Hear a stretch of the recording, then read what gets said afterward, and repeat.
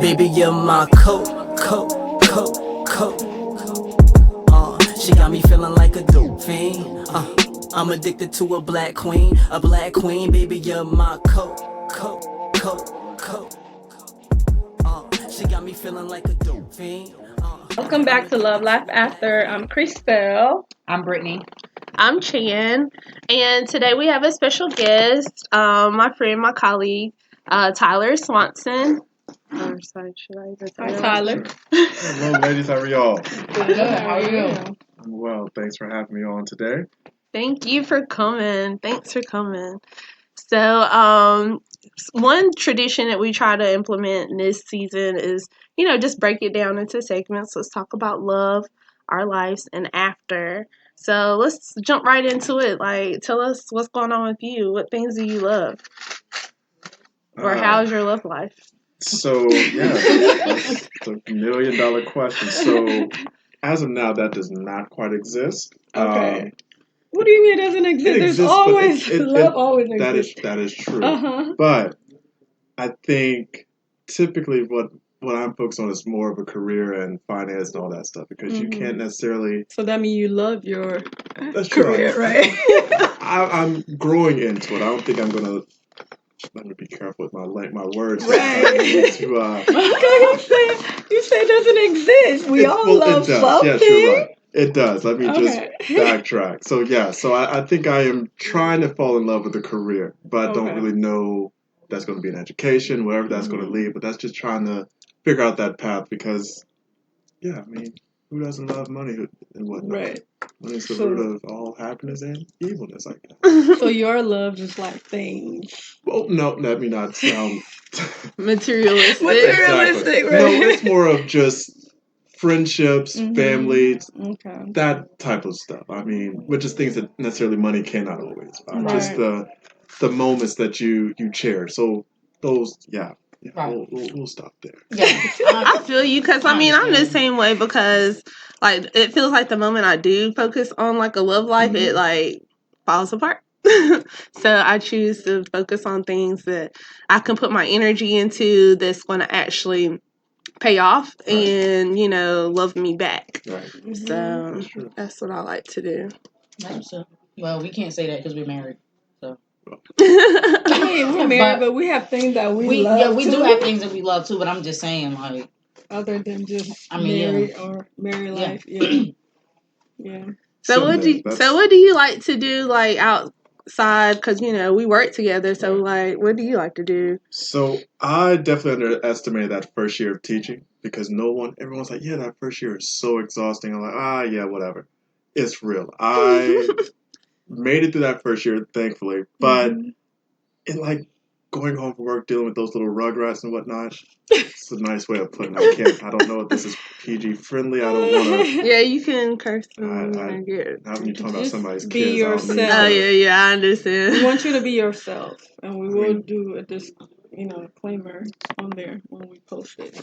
So dealing with children, other folks' children, that can be a hell of a job. But like outside of work, it just my life consumed of resting, and then I was still involved with some projects in the community because I always love to stay involved somehow, some shape, form, or fashion. But since at teaching, it kind of taken up a lot of time, so I haven't really been able to dive into the community work that I used to do before. But it's what the summer's for, so get to find a way to give back and really just service. That's what I try to be about is paving the way for someone else because someone paved the way for us to sit in where we are, and so why not try to leave this world a little bit better than how we found it. Yeah. Let's take a small break.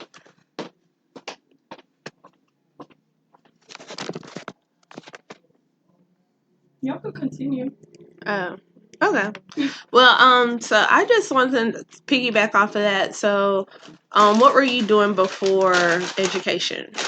So before diving into education, I worked for the North Carolina NAACP from 2013 up until 2018. started off as a officer with the Youth and College Division of the NAACP, which is just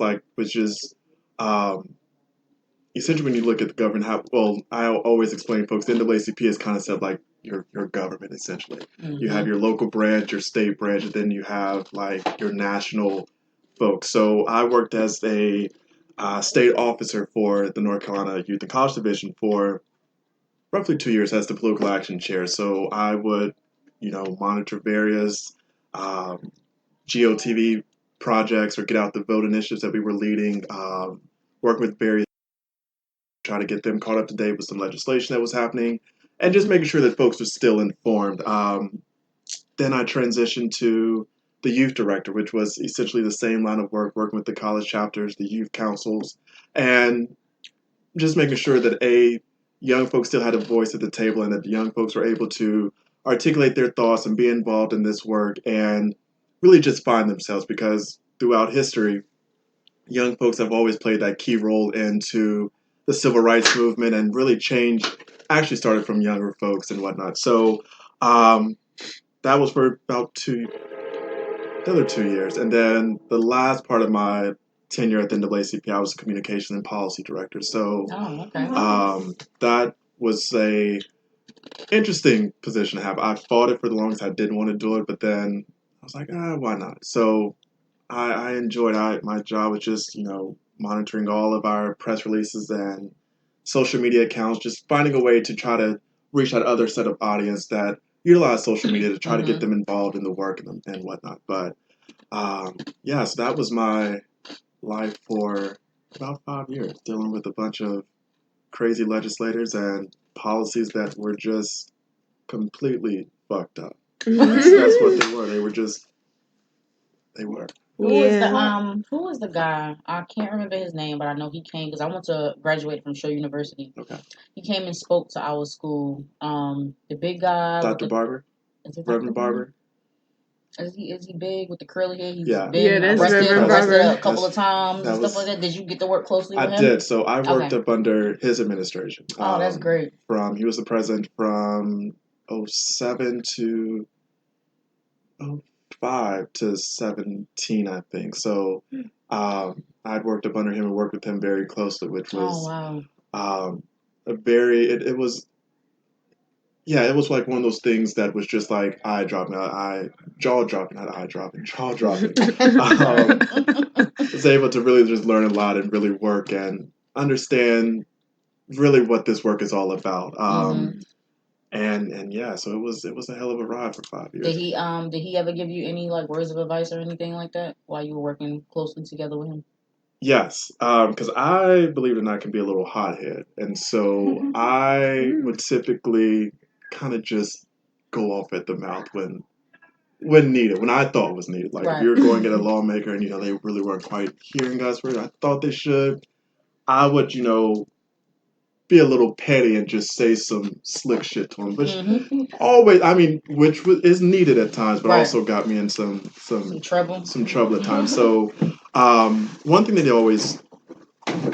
the things I always try to do is and what he always shared with us, like if you're going to be loud, be loud and right. Don't be loud and wrong on an issue, because the moment you're wrong on an issue and you're loud about it, then it takes away from the issues that's there at hand, and then you got to do all this damage control to try to articulate whatever you're trying to say and get it back together. So that was one thing, and gosh, there's so much that I've learned but that's one of the key things I always try to say. Like, if I'm going to speak on this issue, do I know everything? And if someone throws something at me, can I articulate my thoughts on that? So therefore, I'm still staying on top of the issue and also making sure that I can try to win someone over, because that's really what this work is. Like when you're working with folks who have various different political views, ideologies, or whatnot, you want to find that common ground and try to persuade them that typically, whatever the issue is, that you can find some little wiggle room. Say, hey, we might not agree on all of this,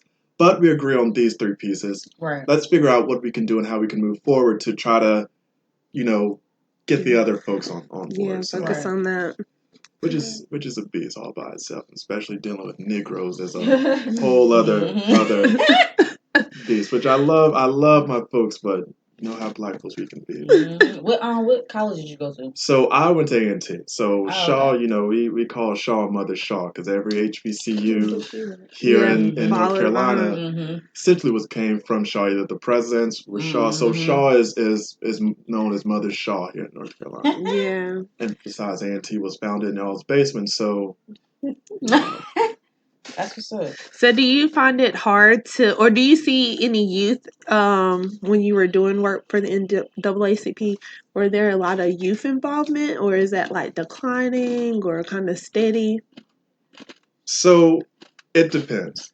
During that time, and also during that time when I started working, we had this thing called Moral Mondays, which for I don't know how many weeks it went on, but 2013. Now I'll give you a little backstory then answer that question. So 2013, our lawmakers just decided to go like a bunch of jackasses and just reverse a lot of policies and attack education, attack voting rights. Anyone and anything that they could attack, they did because it was the first time in 100 years that Republicans had gained control of the House, the Senate, and the governorship. So that had never happened in our history. Mm-hmm. And when those jokers got power, they just took it and just said, if you're poor, whatever, the hell with you, pull yourself up by these imaginary bootstraps.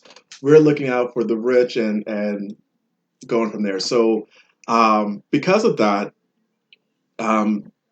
folks began to organize and come together. And so at the time, yes, there was a lot of youth that were involved. And I think essentially there are still some youth involved, but not necessarily with the NAACP per se today, because there's this whole notion that the folks look at the NAACP as this old organization, which it is. And there are some things that folks would do that was not strategic. Well, it was strategic because I guess if you're survived for 110 years, you got to be strategic. But some of the things they thought was very traditional. So going out, folks getting arrested was not the norm in the NAACP. Right. The NAACP is more of like banquets and Right. things like that, which is needed, but you got to get out here and fight as well because the mission statement, which I used to know, which I don't know, you can look that up on their website, is to, I'm not even going to butcher that. But if you're going to live by the mission statement, you got to actually do that work and actually come off of those banquets. If you're trying to really involve millennials or young folks, because young folks are really not are about the work or about that action, which looks totally different to totally different folks. But yeah, ever since I've been on, I don't necessarily know if there's been a lot of youth involvement. I'm going to hope and say yes. But I wish there would be more youth. I feel like, it'd be a good thing for them to get involved. Yeah, I think you'll find it more in the smaller communities versus the larger ones. Like here in Raleigh, I can't even tell you. You're like the first person I ever met that was a part or involved in the NAACP. But when I'm back home, like Reverend Barber and Is he from Hickory? No, he's not from Hickory, but he lives in Goldsboro, Eastern. Okay. Yeah, but he would like visit because like all of our churches, like NAACP was basically rooted in our churches, and that's how we knew when the meetings would be and rallies and different things like that. But sorry, I don't go to church, so I mean, I don't either. I'm not really religious, but I mean, you don't have to go to church to. That's the one thing. I mean, no offense or anything, but I don't like when people say, "Oh, because I don't go to church." No offense to you. No, I'm just saying I wouldn't know. Like that's when they would make the announcements about, like, okay, I don't know because I don't go to church. That's funny. I could like research and go on their website and like, oh, they're having so for people that want to get involved, like myself, because I could do a better job of researching and looking stuff up and trying to get involved within my community. But like, if I wanted to get involved in the NAACP, like what are the steps that I have to do? Like, do I have to like is it like a real like formal type thing, or is it something that you have to like really have connections and know people? Spend like $50, you can get a lifetime membership or something. Oh, really? So you can. It's various, but membership that I do the annual membership, which is $30. You pay it for a year.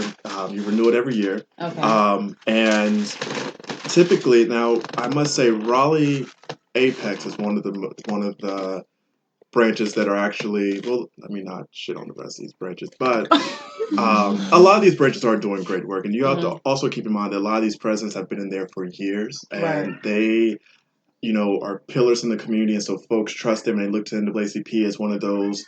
If I get in trouble, there's two folks I call it, NAACP and Jesus, and it's true. That's typically what folks do, and so folks, those presidents have gained their trust, but typically, because again it's an older organization, how we do things with social media and whatnot, that does not always exist in some of these branches. So you can go to the national website and plug it in and go that way, or hopefully some of these branches all have a Facebook page that you can look up and go from there.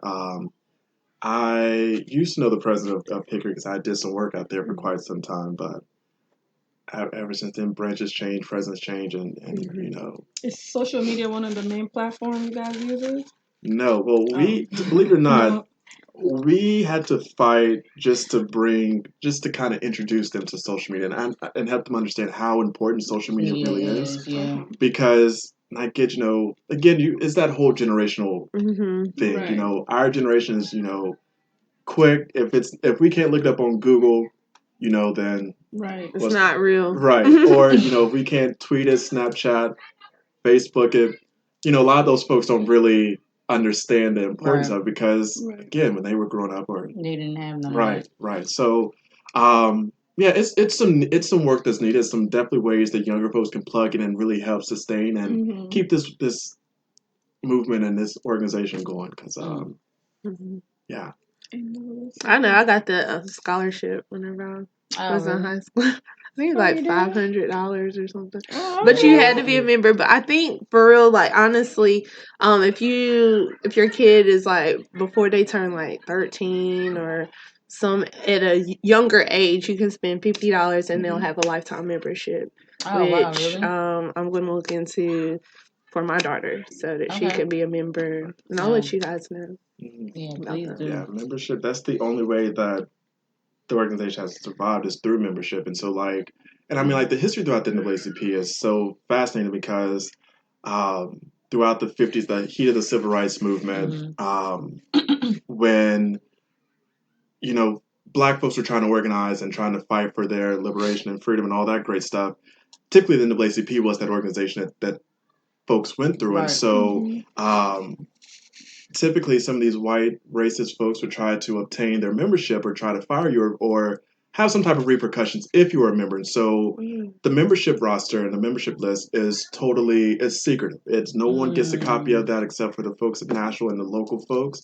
And that's just for their protection. That's some of the things that is still implemented to this day. So it's some really great history in the NAACP and throughout, but it's just digging through it and really understanding that these organizations were needed, and they're still needed today. It's just we just got to find a way to kind of bring some more life into it because, with these folks dying out, we don't need something that's been such a key asset in our communities just to die out and go away. Yeah.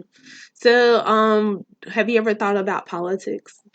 Do you ever want to go become a politician, run for local office, or anything like that? I have thought about that many times, but I still have to try to figure out. Well, let me rephrase it. Trump has proven that anybody can run, and if you got the money and the foolishness, you can essentially get elected with no political experience. But that rhetoric that he's spitting out is also very harmful as well. And so, if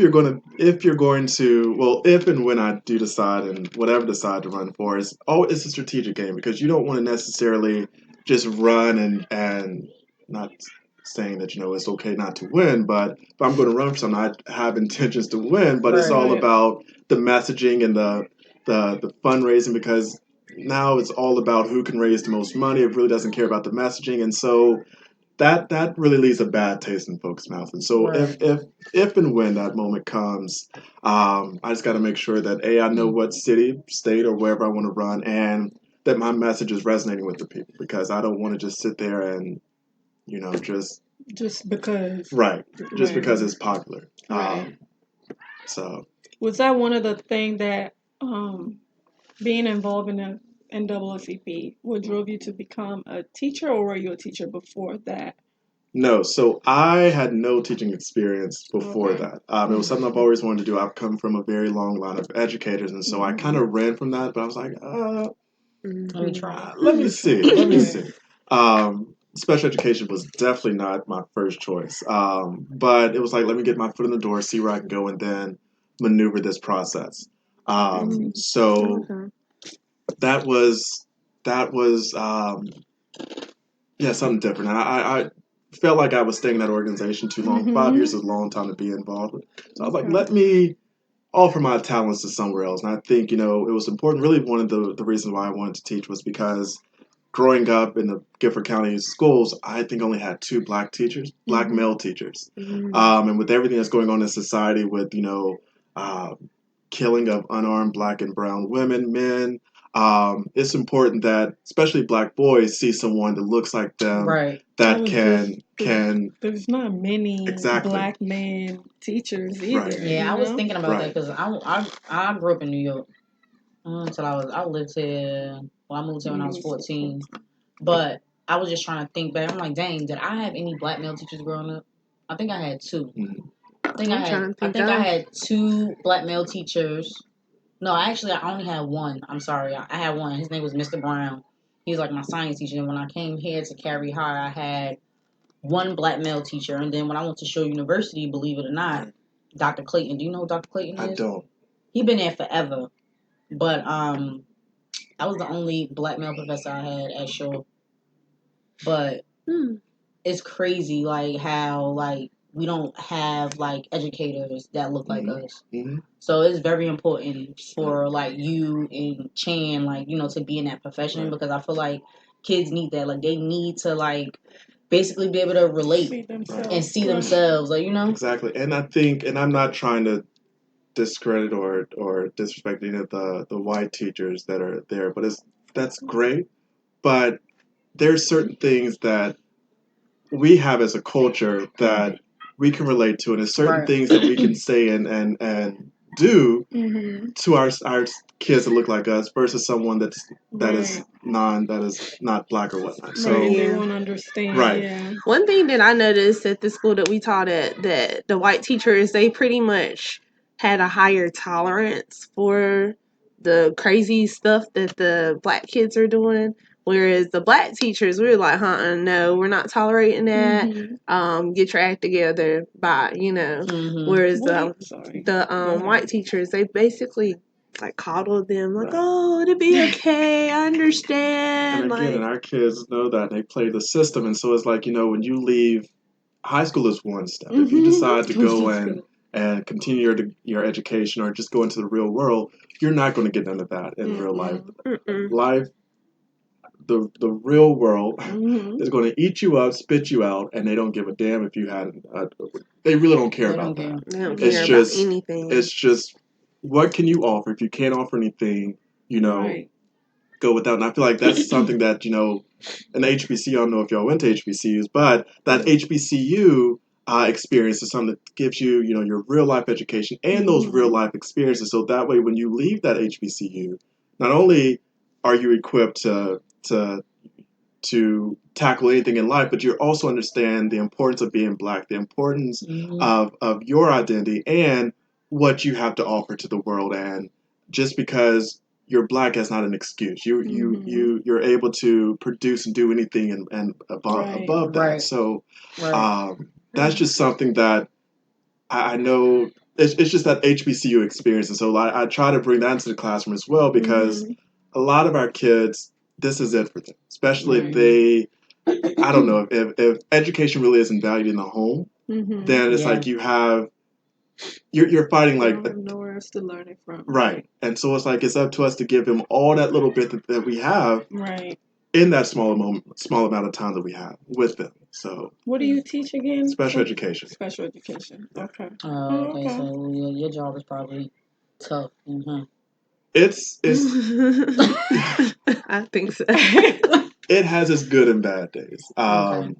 That's with any profession in And what I education. noticed too, like, because we had special education in New York, And the special education that I remember growing up, it was children with behavior, like they had, I guess, they just were bad. Like, you know, they were cut up and stuff like that. But now I feel like special education, where I attend my kids' elementary school, you know, you have children that are autistic and, you know, things like that. So it's like, I feel like the stigma has changed with the special education. From my eyes, I don't know, I'm not an educator, but for me growing up seeing it, it's like, oh, you in special ed, oh, that means you bad. Like, you know, the kids that cut class and all that. But now I feel like special education, is it like more for children that has disabilities, or is it kind of combined? It's both. It's all It's of that. both? It's Okay. all of that. And Oh wow. That's tough. I don't, you know, I'm going to say it. I don't It's typically. different levels to Yeah. it though. Like there's, you know, the kids that have learning disabilities, they're, you know, in one class together, whereas the kids that have behavior problems are in one class together.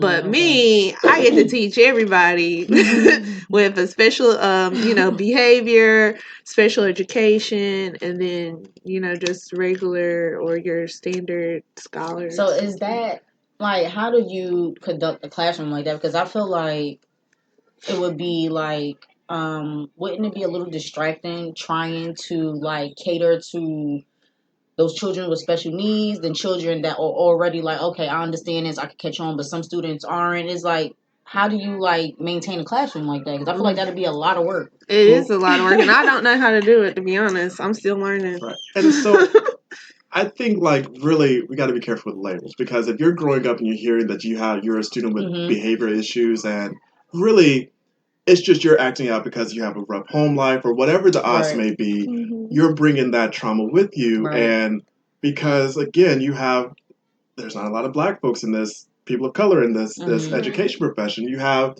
pretty much white folks who don't necessarily know how to relate to our kids, Right. who do not understand our culture. And then because they're not really following these directions or whatever it may be, they want to begin to label these children as if, oh, you have behavior issues, we need to start this, which 9 times out of 10, these kids know how to milk the system. And I'm not saying that all these kids who have behavior issues are, but it's like, let's really get to the root cause of it. And then, you know, when we are separating our students based on their academic needs, whether, you know, if you're an academic kid, you're pretty much at the bottom, you're the lowest students, and you have your honors and AP.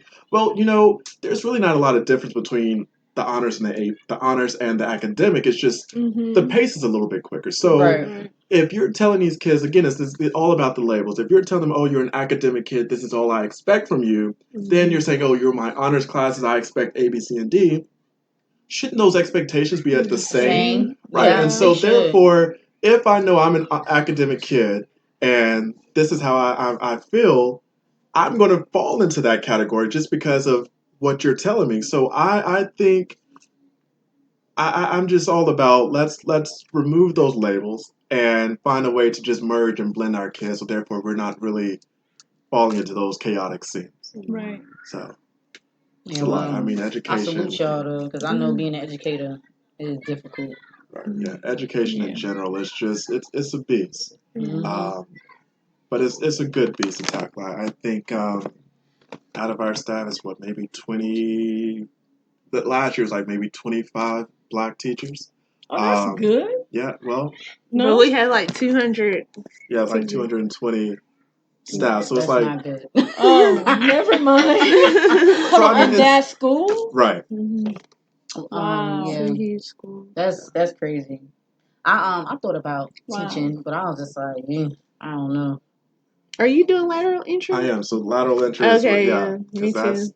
yeah, Wow. lateral entry is 27, and I'm still stuck in yeah. that. Anytime, Wow. like, they got rid of lateral entry, but, like, after, you know, you get done with your career and you're like, I can't do this anymore, you can probably become a teacher. I think it's called residency or something, but still, it's the same concept where you can probably teach biology or health science or something like that. Because again, black folks are needed in this education world. I know. It's like we are teaching our kids, and honestly, we're failing our kids essentially. Once they leave, you know, whatever high school or whatever county they're attending, we're failing them for the real world because we're teaching them that you don't really have to adhere by deadlines. You can turn in with work whenever you feel like it, and you can't necessarily do this stuff on a job. No. You can't show up late. You can't. You can't badmouth your boss or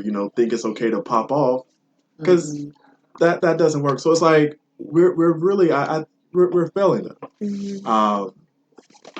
And I think we should also teach them to like stick together too, because I know of like the Black community is already, just because of our diasporas, kind of, feel like we're going against each other. Yeah, that's one thing I did gain from going to HBCU, which I didn't have a ton of great experiences because, for one, it was private. I didn't know that. I just got accepted. I applied last minute. I got accepted. I was like, yeah, I'm going to college. Like, didn't even know nothing about student loan. I didn't know nothing about nothing. Mm-hmm. I was young and I didn't know no better. But once I got in tune, and another thing, I was going to school, got pregnant like my first semester of college. So after that, I was like, all right, well, I don't have no choice but to finish and push through, whatever. But then, of course, I started talking to people, networking with people, and that's one thing I do remember. I met a lot of good friends in college. Like, we would always stick together. We would study together. We would we had an exam or something coming up. Like, we would I would have to go home after class, go home, take care of my children, cook dinner, come back, do a study session. It was a real a routine thing that we did, and we helped each other, made study notes. We did stick together. We did. But another thing I wanted to point out, this one professor in particular, he gave me a hard time. For one, he didn't pass me. He failed me. I should have dropped it, but I was like, I need financial. You know how financial aid is. You got to have a certain amount of credits and stuff like that. So I kept the class, and he failed me anyway. But sometimes, these Black educators, they frown upon some of the students too. Because like I said, I was pregnant, so I come to class late. Or I have a doctor's note, and he put me to the side. And I was like, "Well," he's like, "So you gonna go get yourself pregnant? Like, you want your child to be a bastard?" Mind you, right. Oh my God. And I didn't never even think to go to nobody about it or anything, because I'm at this point it is what it is. You know what I'm saying? I'm here to get my education or whatever the case is. But like I said, it wasn't. I had a lot of great experiences, but some of them weren't great because I feel like I was judged a lot because I was pregnant. And it's terrible. And the thing is, he been there so long that it's he's a person that been there. He went there. He donates to the school. He basically helped with the finances and stuff. So, it was kind of discouraging a little bit because I'm like, you're a Black man. Why are you even gonna fix your mouth to say something like that to me? When I'm here, even though I am pregnant, but I'm still here, and I'm coming to class, trying to learn, he's miserable, trying to better yourself, trying to better myself, So, that's but it was some crazy. professors that were understanding. I had one, my biology professor. She was real understanding. She had children and she was married. And she was a woman, so I feel like she understood a lot, and she took into consideration my situation, but. Some people, some of our Black people, they frown upon us, and that's one thing that I don't like. And it just go back to, I don't know if y'all seen it. We talked about it last time. When they see us, did you see that? Yeah. How the parents were, and how how you were saying the kids need to stick together. You understand what I'm saying? It's they turn all them kids against each other. The parents were so frightened and so scared. Oh, I got to go back to work. What's going on? They didn't know. They didn't know no better. Or telling them to plead guilty. Right. They didn't know their rights. Which it goes all back to when you put communities of color into a predicament with limited resources. Right. And then your communities are over militarized with the police. Yep. And you are typically a lot of these Black communities are living in extreme poverty. And so then you are dealing with all of that. You can't really necessarily be the best advocate for your child because at the end of the day, you're thinking, if I don't make it to my job, I'm losing my job. I can't have any money. I'm already, struggling. Struggling, right? So it's it's essentially that we're our own. Well, we can be our own worst enemy, but we also have to realize that because of the powers that be have placed, communities strategically and communities of color strategically in poverty for a reason, until we can understand that and really exercise and hold those power accountable, then it's going to continue to be this cycle. And at some point, we've got to come together as a community and say, look, these are our folks that hold position of power, whether on city council, county commissioner, state legislator, federal lawmakers.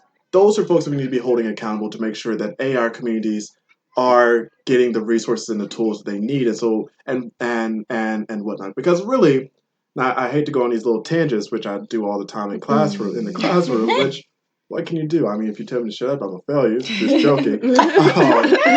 But it's like when you look at the Black community, typically they're in food deserts. There is fast foods all throughout in our communities. Yeah. There's an ABC store on every corner, which is by Bodega. design. That's basically advertising Newports. Exactly. But then if you go on the other side of town, there's Whole Foods. There's places where they can get, the best of the best. Right. When yet our communities are just barely holding on by, or just barely surviving. So it's like that is where we need to begin to really come together as a community, holding these little meetings and having conversations so we can take this stuff to our city council men and women so they can make some changes and do what needs to be done, because at some point these it's got to stop with some generation.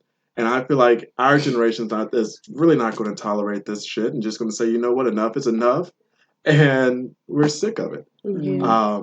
But I feel you. Especially after watching When They See Us, I was like, I'm about to teach my kids Miranda rights. Right, and I'm about to like basically School drill that them. and school them in their head, because it's like it's needed. like it's crazy. Like I don't know. Like when I watched that, I was just like, "Yo, that joint is sad as hell." And then the crazy thing, I wasn't even born yet. It happened in 1989, in April. I was born in October, but I never even heard about that story. I never even knew about it. Right. Never heard about it at all. But them children were like 14 to 16 years old. And just think, our criminal justice system is still, there is hundreds of thousands of folks of color that have been incarcerated, wrongfully incarcerated. Yeah. And that's just like those kids, because they were kids. They were kids. They were kids who Right. were charged as adults. And our criminal justice system has a lot of work that needs to be done. We truly need some criminal justice reform, and if not, it's only going to get worse. Yeah, and then I know Ayanna Vincent. I know before she started, doing what she does, like with the therapy and stuff like Right. that. I think she worked in the criminal justice system, and she said, she's like, I had to quit. She's like, because it's corrupt, it's broken. She's like, I ain't want to be a part of that. And that's true, and it's simply like education. Our education system is the exact same way. But if all the good folks who are in these positions leave, and they continue to get filled with bad folks, then I know. It's like damn if you do, damn if you don't. And it's a bullet that we got to take. And I think that is why I always say every election is very important, because your city council determines who's going to be your chief of police. Your county commissions determine how much funding is going to get, how much funding they're going to throw at these jailhouses or prisons and whatnot. And your federal elections are important as well, because they also deal with that as well. But if you're making money, like most of these prisons are privately owned. Yep. And if I'm making money off of pretty much having poor black and brown folks being incarcerated, that's free labor, and me and my friends can just make money off of that, it's to me, it's like it's a modern form of slavery. Yes, absolutely. It is. Absolutely. And black women are the largest growing prison population in America. So it's like you would rather spend more money on jails that are not rehabilitating our folks than an education system that's wrong. Right. Because the purpose of, I don't know, you would think my thing is, if you train folks up, like treat them like dogs, and they don't act like that. Hell, you don't even, let me rephrase that.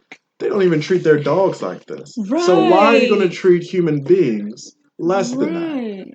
And so it's like, yeah, we really like, if you look at it, I understand the systems might not have been created for Black and brown folks, but we got to work our damnedest to make sure that A, we have a seat at these tables, and B, that we are being respected. Because if not, I fear for the next generation because they're growing up into a world where things are so jacked up. Mm-hmm.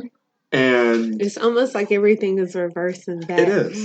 And if you look, it is. And look at everything that Trump has done. Like, just because he's been in office for 4 years, almost 4 years, the policies and the stuff that he has rolled back is going to affect us at least 30, 40, 50 years from now. Right. Which means we are going to have to fight twice as hard just to make sure we still have a voice in the seat at these tables. So, yeah, I mean, although things seem like they are completely just screwed to hell, there are some outcomes. There are some positive, like little rays of hopes that hopefully can peek through and we can really make some changes because I fear for a lot of our students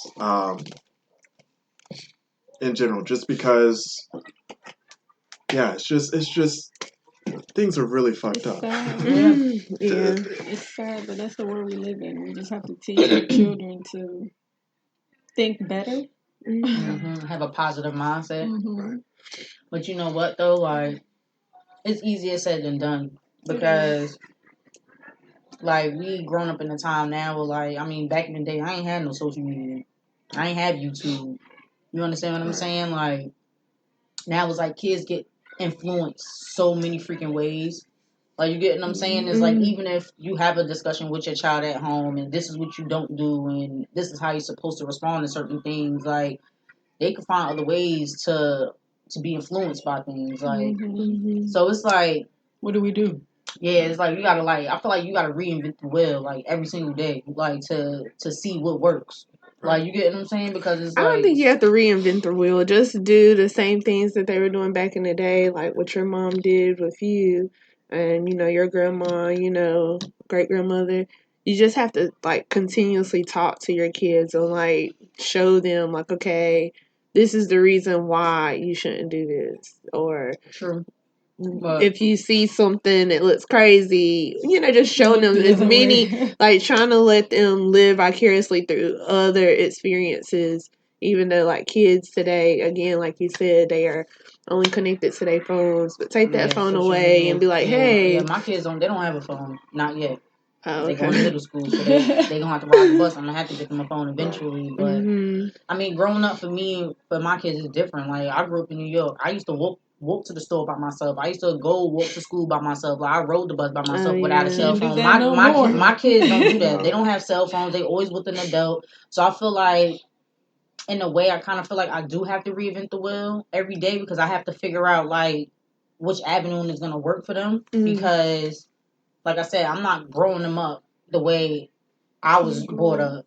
It's different, And then I get like, oh man, like I don't want to be like sheltering them too much because I mean they little boys, like you know what I'm saying. I'm like I don't want to shelter them too much, but then it's like I don't want to be let loose neither because I don't trust people. Yeah. And I mean, if you don't get that love at home, then you're going to go somewhere else and try to get it, which isn't always the best avenue to go. So yeah, it's just I don't know. I don't have kids. You don't have children, oh, okay. So it's easier said than done for me. But it's like, let me rephrase. Although I don't have any like biological kids, but you're an educator, so right? you have students. You kind of consider your students, some of them, not all of them, as like your kids, and so.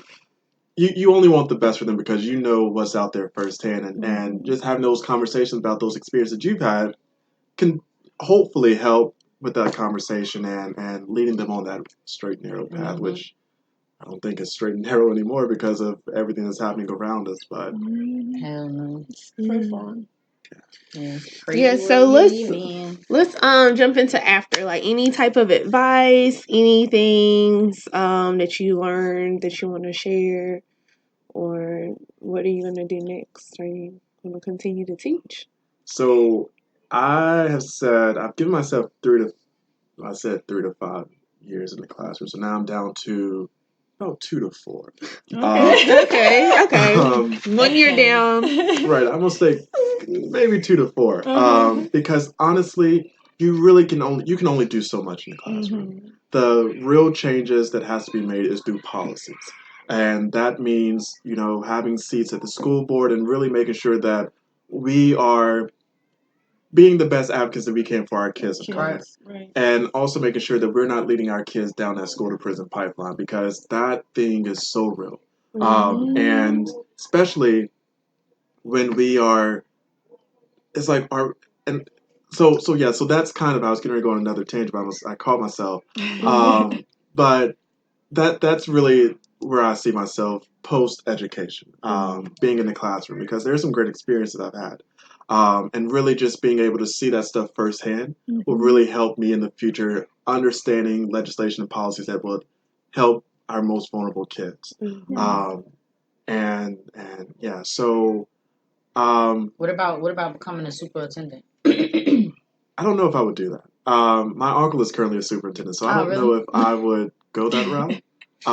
Again, I would rather have a seat at the policy table than, introduce and vote on bills and policies that would help our kids.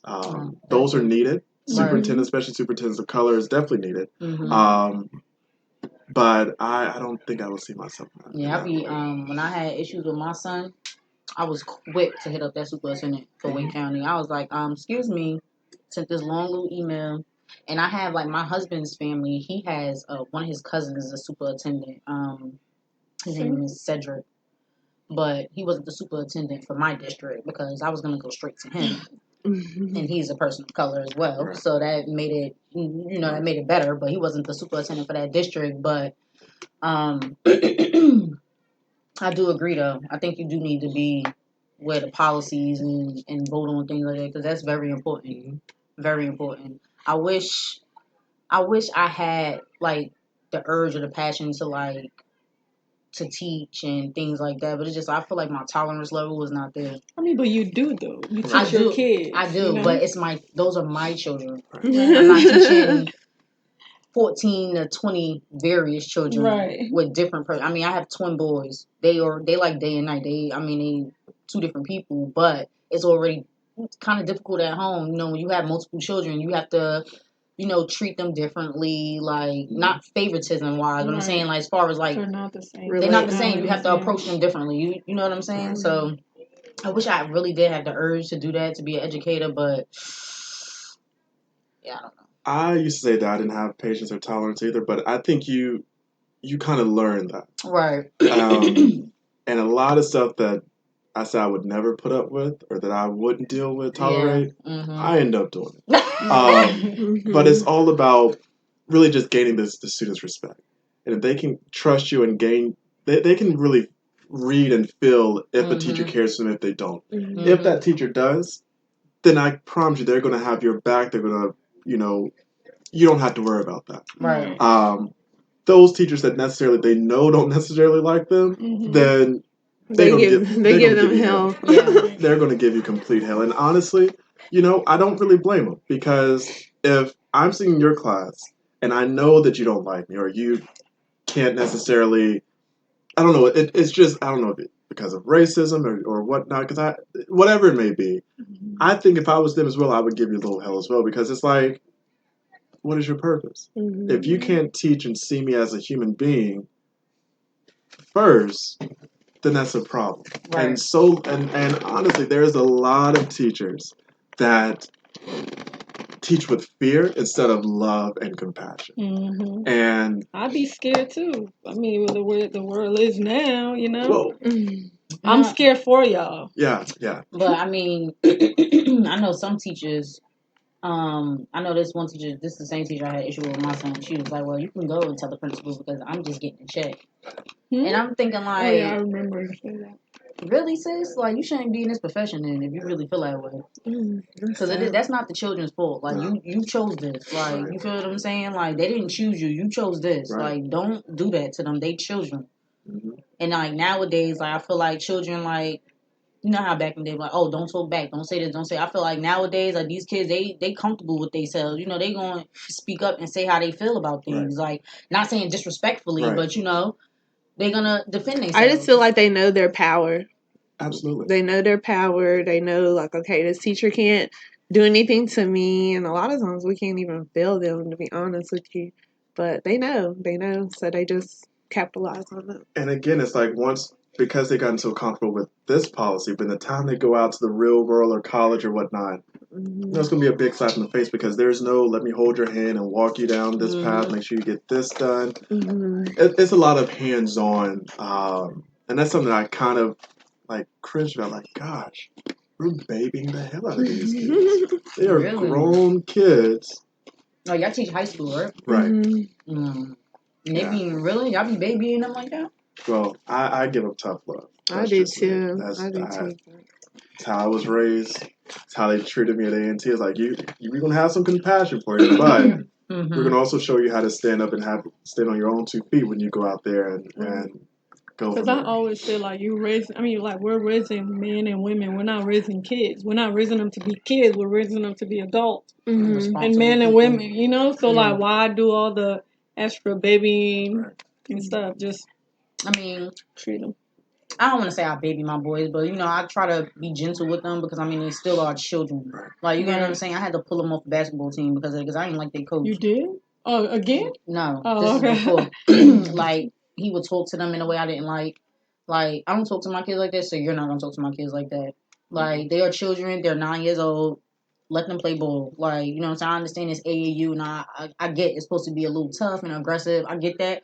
But at the end of the day, they're children. Like you know, if their mind is not in it, they're not gonna be focused. They're not gonna play to their highest potential because they're getting yelled at and fussed at, and it's like you're not helping it. So I had to pull my kids from my basketball team because of that. Because I tried to be as professional as possible, sending this coach an email explaining X, Y, and Z. And I said my first sentence in my email said, "Listen, I want to thank you for all that you do, and I know coaching 9 and 10-year-old boys is not easy. I understand that.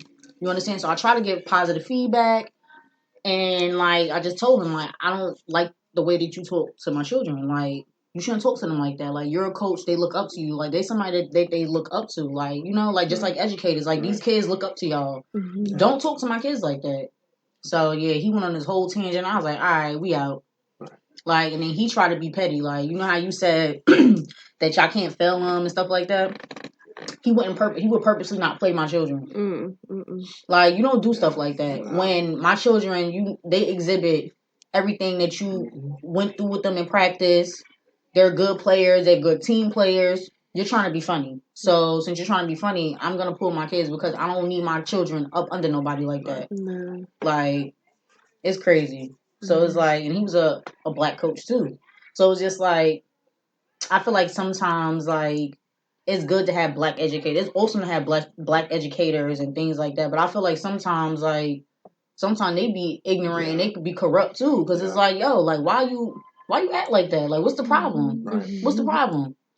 Like it's crazy. I've always said if I ever turn to that type of person, that I will exit the classroom a lot sooner because you can't really impact folks like that. No, they shut down. They build have a brick wall. You can't connect or anything. Yeah, that's crazy. So that's one thing education has taught me to be, positive. Every day is a new day. You're not your mistake from yesterday. Well, that's good. That's good, and that's things that children need to hear because my kid, he'll have a situation at school and he'll be dwelling on it for a week. Like, you understand what I'm saying? And it's like he'll be accused of something that he didn't do because in school it's a hearsay like, oh, well, this child says you did this, but it's like no adult heard him say this, no adult see him do this action. So how do I know that that's true? I'm gonna believe my kid because I know when I send my kid off to school, I teach him and raise him how to act accordingly outside, and he know better not to act like that in school.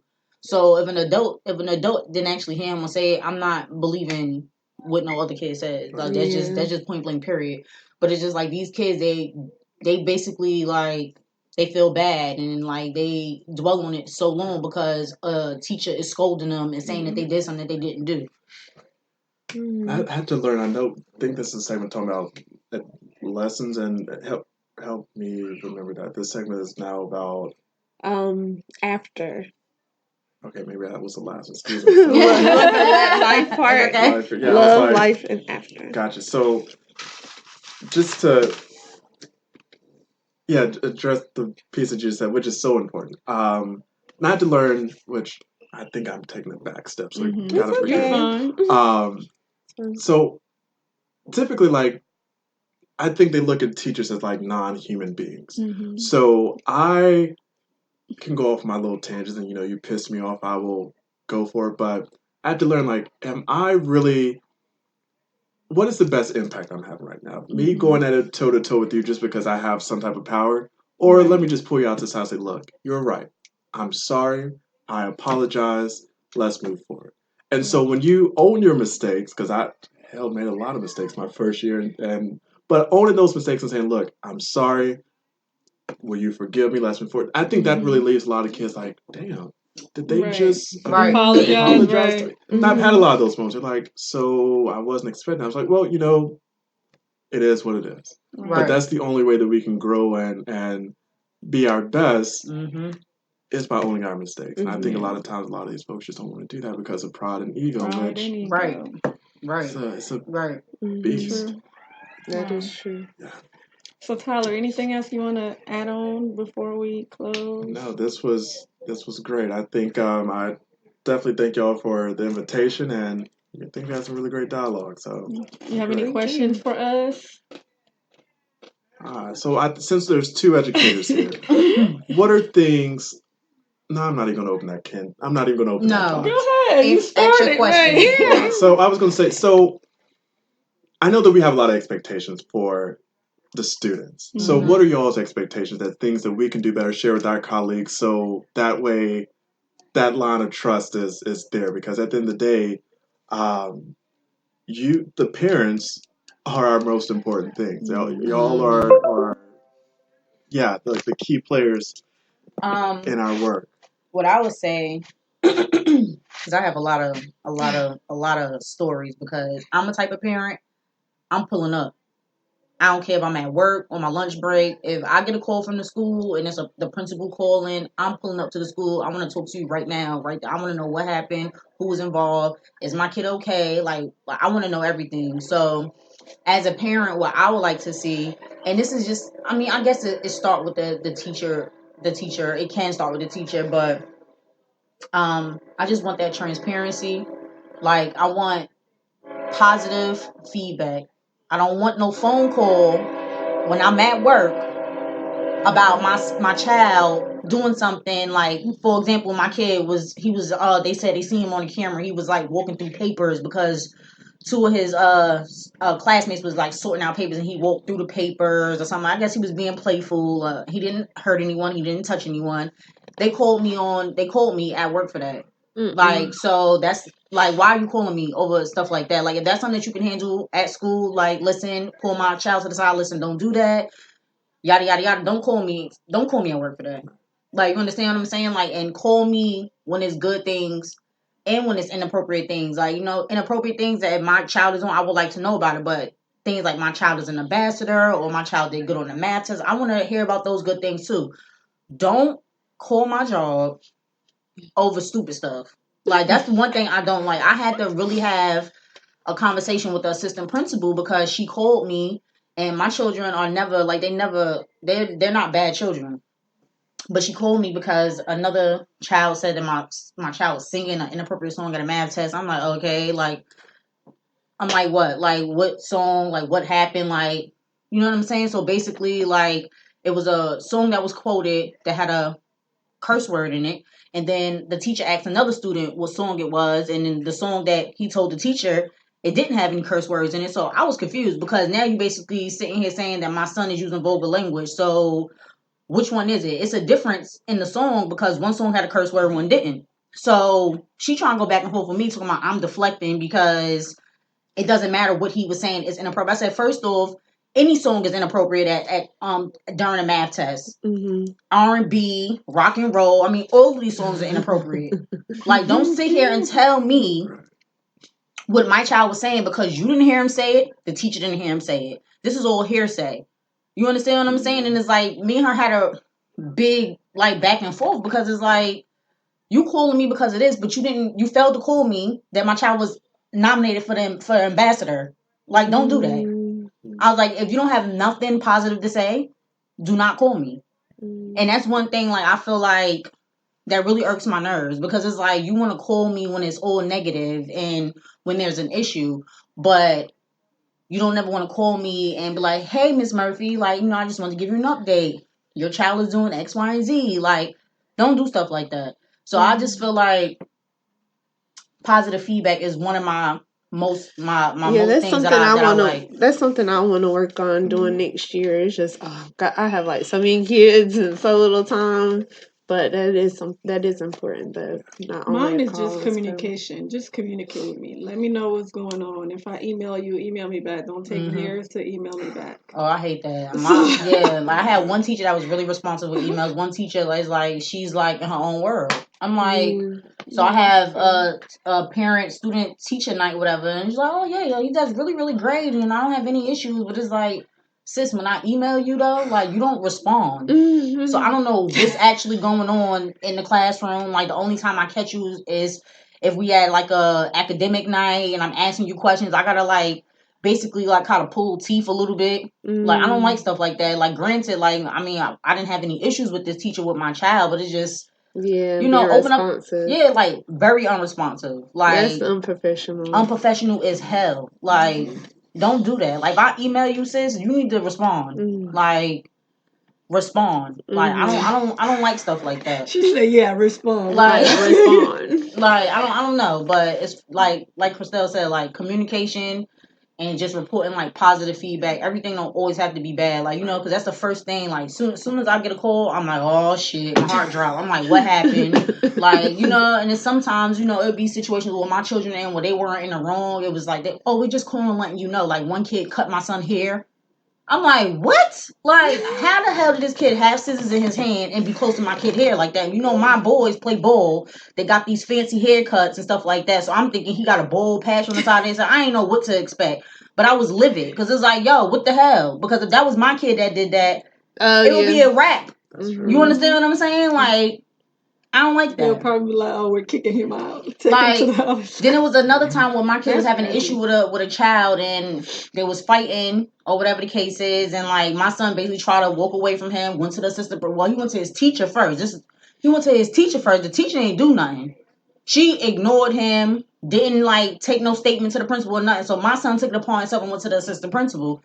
After he went to the assistant principal, he seen this kid again on the playground. The kid pushed him and put up his middle finger. So my son beat him up. I mean, I don't promote violence. I tell my children, somebody put their hands on you, let an adult know, a trusted adult know, and let them know what's going on. But my son did that multiple times. I'm not gonna keep allowing my kid to go to school and get beat up and bullied on. I'm sorry, like, that's just it's not cool. So basically, they didn't reprimand the kid. Like, they said, oh, we can't do nothing. Want some water? They was like, we can't do anything to him because basically they were both fighting, which I understand. But it's just like, yo, like, my son came to you multiple times about this kid and let you know he went to his teacher first, and his teacher didn't do absolutely shit. Like, she didn't do nothing. So it was like, what my kid supposed to do? Like, stuff like that. And it's just like, that teacher, like, I don't think she worked for the school no more, but I don't know. It's just, I don't know. Like, elementary school, hopefully, I'm praying for. Middle school is, I hope it's better. Well, I'm praying that it's better. I'm not going to even speak that on my children's life. Middle school will be better because I know how to, go about things, and I could reach out to certain people. But, as educators for parents, so I think it's good for y'all to, like, just reach out, communicate, and always report, like, positive stuff. I shouldn't get a phone call when it's incidents and negative things. I want to hear the positive stuff too. Yeah, I think my daughter hip to it because she was on punishment, and her teacher, I was picking her up, and her teacher was walking to the car, and was like, "Hey, Jasmine did really well on her test," and I'm like, "Oh, thank you. You still on punishment, girl." She was like, "What? Really?" Like, yeah, my daughter, y'all know. They always get a punishment, right? But okay. Right, but just know that if you join the NAACP, they do have, like, if you have complaints that you feel are racial, they do handle that as well. So yeah, if y'all want to join, I find out it's $30 just for regular membership. And for your kids, it's $15.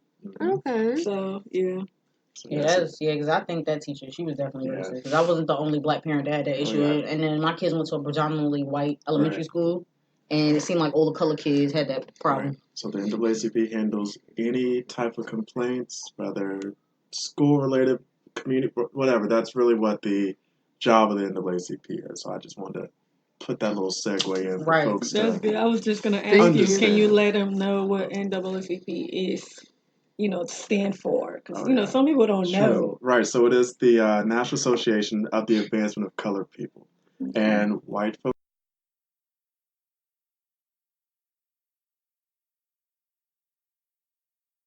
I often tell folks that the founders of the NAACP were both black, white, Jewish. So it is at that time in 1909, was a very progressive uh, stance for black and whites to come together and all that. So it's worth the investment. It really is. Yeah. Scholarship for kids they give out as well. So yeah, that's dope. You have to be a member though. yeah, so Right. Gotta be in it to win it. You gotta be in it to win I'm it. gonna sign up. Yeah. Yeah, that's good. That's what's up. So yeah. So then, anybody have any other advice or any inspirational quotes to leave with? I don't have an inspirational quote, do you? Just remember that there's life after all. No matter what you're going through, just remember there's always it's brighter on the other side. Sure. Yeah. Any quotes you want to leave? No? I don't have any at the moment. All right. Hopefully, when you come back, would you want to come back? Sure, y'all invite me again. I'll definitely be back. All right. All right. Good. Thanks, Brittany, you got anything to Tyler. leave? No, you had a lot to say. You didn't drink some water. You hot? Did you see her? Yes, you gotta say. I was Yeah, like, ooh. because I'm passionate when it comes about Right. talking about my I kids. understand, girl. Because I don't appreciate that, especially I'm trying to adults tell you. discriminating against my little black boys. I don't play that. But yeah. All right. Well, I guess that's it for today. Thank you, Tyler, for coming. Yeah, thank you for coming out. Thanks for having me. Appreciate We you coming and sitting appreciate with us. you. How can people find you? So so my Instagram, I'm definitely not sure what is that page. I think it's like Ty Swan _. Definitely on Twitter is same thing, Ty Swanson _, and I try to, tweet some relevant stuff that's happening not only here in the state but nationally, so folks can understand what's going on and hopefully do something about it. Stay woke. That's it. Stay woke. Stay woke. All right. All right, well, you can reach us at lovelifeafter18@gmail.com and love.lifeafter on Instagram and Twitter and Facebook. So if you have any questions, comments, anything that you want us to talk about, just leave us a comment, send us an email. We'll be sure to touch on that topic in the next episode. All right, thank you. It was Love Life After. A black queen, baby, you're my coat. She got me feeling like a dope fiend. I'm addicted to a black queen, a black queen. I'm addicted. I know I'm addicted. No, I'm addicted. I know I'm